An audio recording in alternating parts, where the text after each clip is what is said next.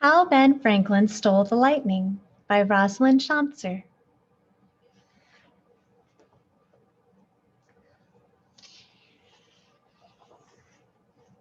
We are, I think, in the right road of improvement, for we are making experiments. Benjamin Franklin. It's true. The great Benjamin Franklin really did steal lightning right out of the sky. And then he set out to tame the beast.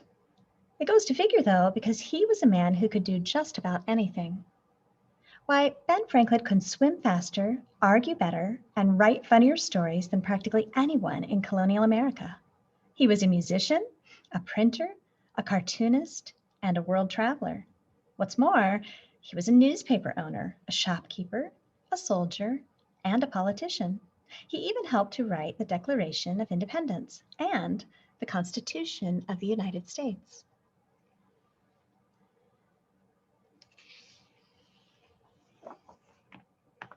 Ben was always coming up with newfangled ways to help folks out, too.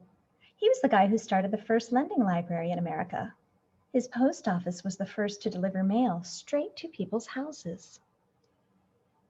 He also wrote almanacs that gave hilarious advice about life and told people when to plant crops, whether there might be an eclipse, and when the tides would be high or low.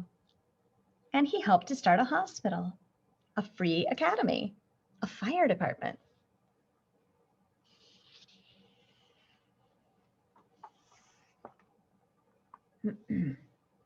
In colonial days, fire could break out at any time, and it was lightning that caused some of the worst fires. Many people believed that being struck by lightning was a punishment from God.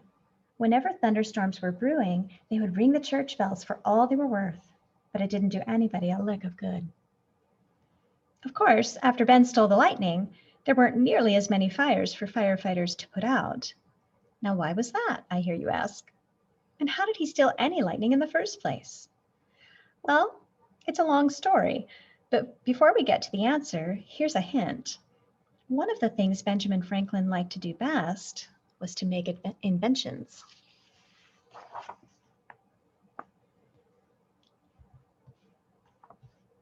Why, Ben was a born inventor. He loved to swim fast, but he wanted to go even faster. So one day, when he was a mere lad of 11, he got some wood and invented swim paddles for his hands and swim fins for his feet. Ben could go faster, all right, but the wood was pretty heavy, and his wrists got plumb worn out. That's why his second invention was a better way to go fast. He lay on his back, held on to a kite string, and let his kite pull him lickety-split across a pond. You might want to remember later that Ben always did like kites.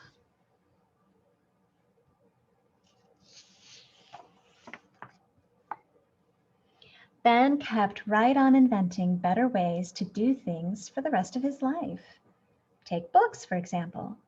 Ben read so many books that some of them sat on shelves way up high near the ceiling. So he invented the library chair. If he pulled up the seat, out popped some stairs to help him reach any books on high shelves. And in case climbing stairs made him dizzy, he invented a long wooden arm that could grab his books too. He also invented an odometer that told how far he had ridden to deliver the mail, and the first clock with a second hand. And he even thought up daylight saving time. Then he invented bifocals so older folks could see up close and far away without changing glasses.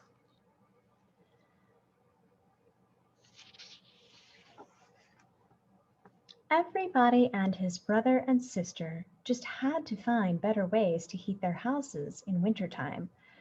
So Ben came up with a Franklin stove that could warm up cold rooms faster and use a lot less wood than old-fashioned stoves and fireplaces. People all over Europe and America loved Ben's glass harmonica. This instrument could spin wet glass bowls to make music that sounded like it came straight from heaven. Mozart and Beethoven wrote music for it, and it was even played at a royal Italian wedding.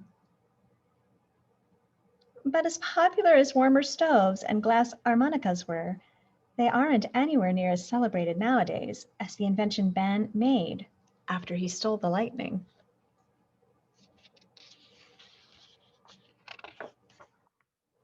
Another hint about Ben's most famous invention is that it helped make life easier for everyone. His scientific ideas were helpful too, and were often way ahead of their time. For example, he had a lot of ideas about health. He said that exercise and weightlifting help keep folks fit, but they have to work hard enough to sweat if they want it to do any good. He wrote that breathing fresh air and drinking lots of water are good for you. He was the guy who said, "An apple a day keeps the doctor away." And before anyone ever heard of vitamin C, he wrote that oranges, limes, and grapefruit give people healthy gums and skin. Sailors soon got wind of this idea. They began eating so many limes to stop getting sick from scurvy at sea that they became known as limeys.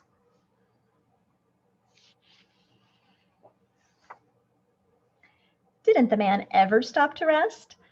Even when he was outside, Ben kept right on experimenting. For instance, he often sailed to England and France to do business for America. As he crossed the Atlantic Ocean, he charted the Gulf Stream by taking its temperature. Once sailors knew the route of this fast, warm river in the cold ocean, they could travel between America and Europe in a shorter time than ever before. He was probably the first person to write weather forecasts, too. Once he chased a roaring whirlwind by riding over the hills and forests of Maryland just to find out how it worked. Ben had an old scientific trick that he liked to show people every chance he got. He used to store some oil inside a bamboo walking stick, and whenever he poured a few drops onto angry waves in a pond or lake, the water became smooth as glass.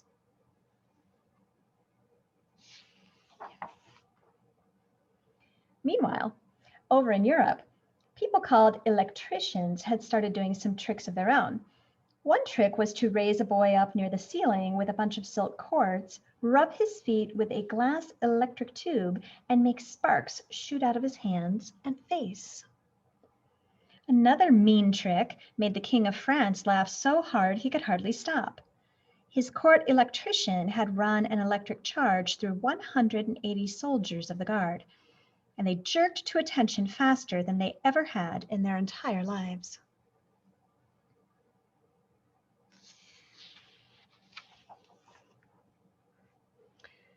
But although people were doing lots of tricks with electricity, nobody had a clue about why or how it worked. So Benjamin Franklin decided to find out. He asked a British friend to send him an electric tube so that he could do some experiments. In one experiment, he made a cork electric spider with thread for legs. It kept leaping back and forth between a wire and an electric tube, just like it was alive. Another time, he asked a lady and gentleman to stand on some wax.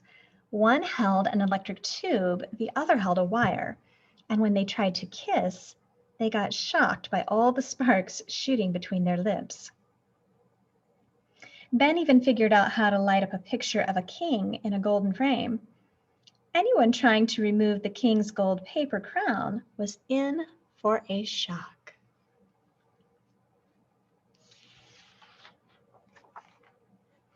Doing all these tricks gave Ben his idea for stealing lightning out of the sky. You see, Ben did not agree that being struck by lightning was a punishment for evil deeds. He believed that lightning was nothing more nor less than pure electricity. Now he set out to prove it. First, he made a silk kite with a wire on top to attract some lightning. Next, he added a kite string, tied a key to the bottom, and knotted a silk ribbon below the key.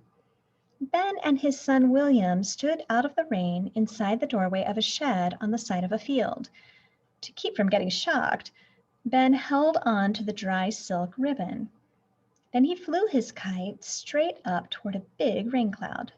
For the longest time, nothing happened. Just as Ben and William were about to give up, the hair on that wet kite string began to rise up and stand at attention. Ben put his knuckle near the key and yikes! Out jumped a bright spark of genuine electricity. Real lightning had traveled all the way down that kite string. Ben had stolen electric fire out of the heavens and proven that he was right. Of course, now we know that if the storm had been any stronger, the great inventor would have been toast.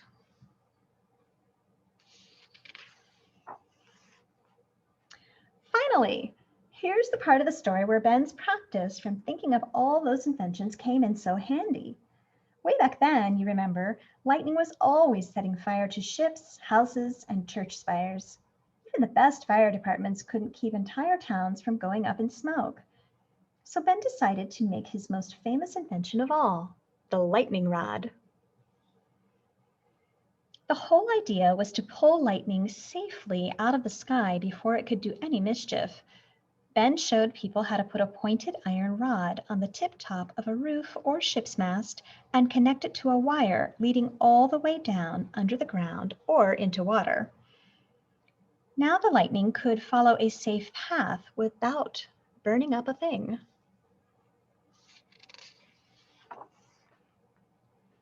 This simple but brilliant invention worked beautifully.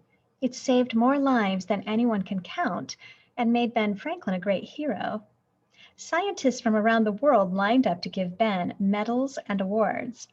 But during his long life, he became much more than the master of lightning. Why, when America fought against Great Britain for the right to become a free nation, Ben convinced France to come help win the war. And when it was over, he helped convince Great Britain to sign the peace. He had helped in so many ways that the people of France honored him with a beautiful medallion. It says, "He snatched the lightning from heaven and the scepter from tyrants." And he did.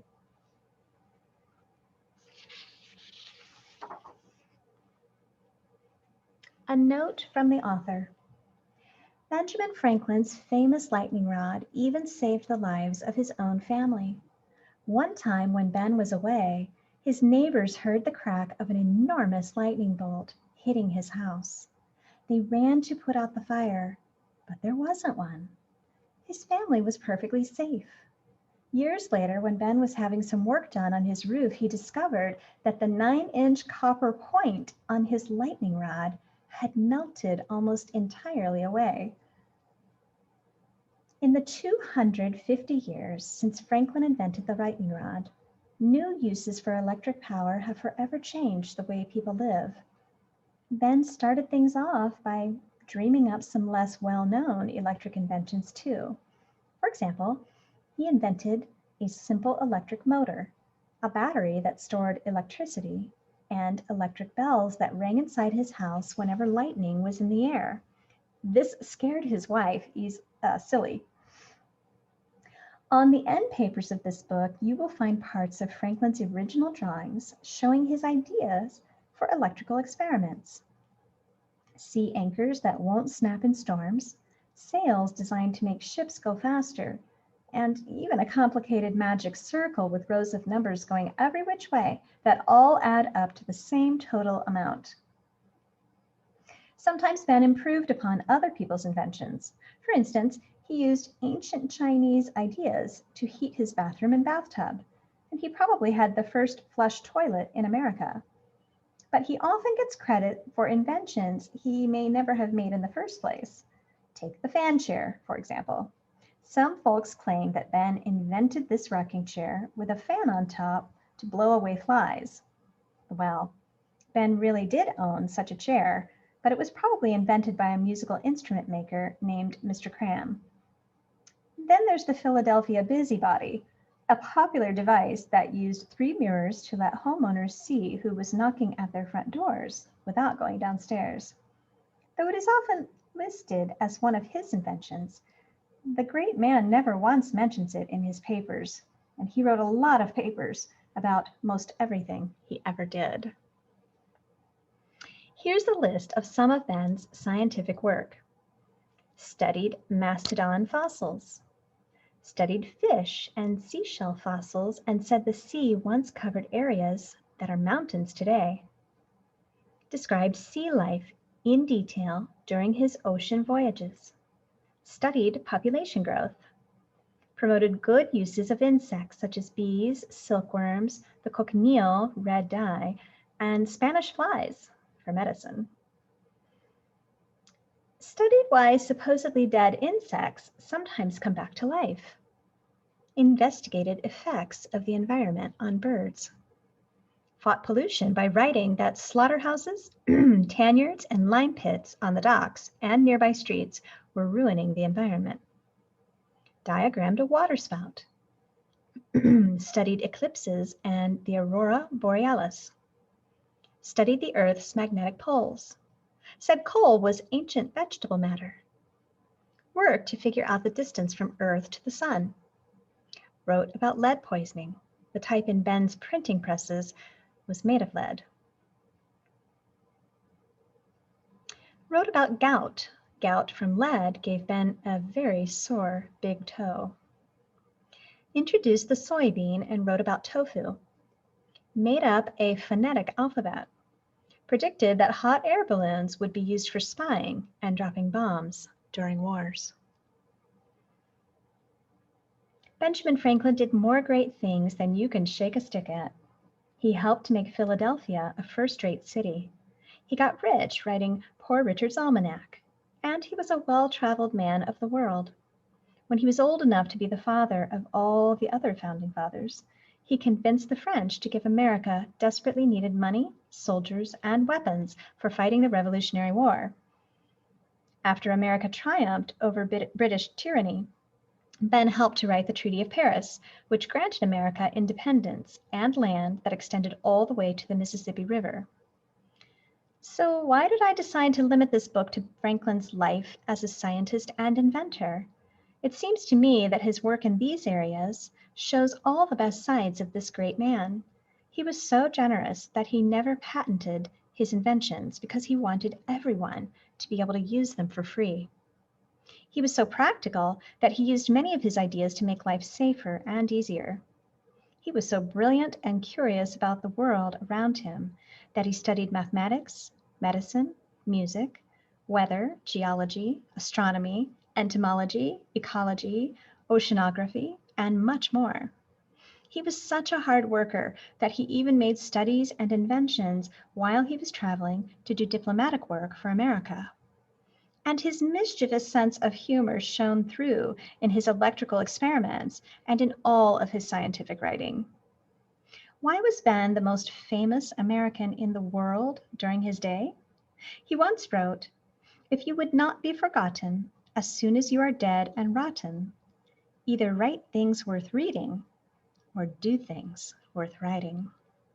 He spent a lifetime doing both.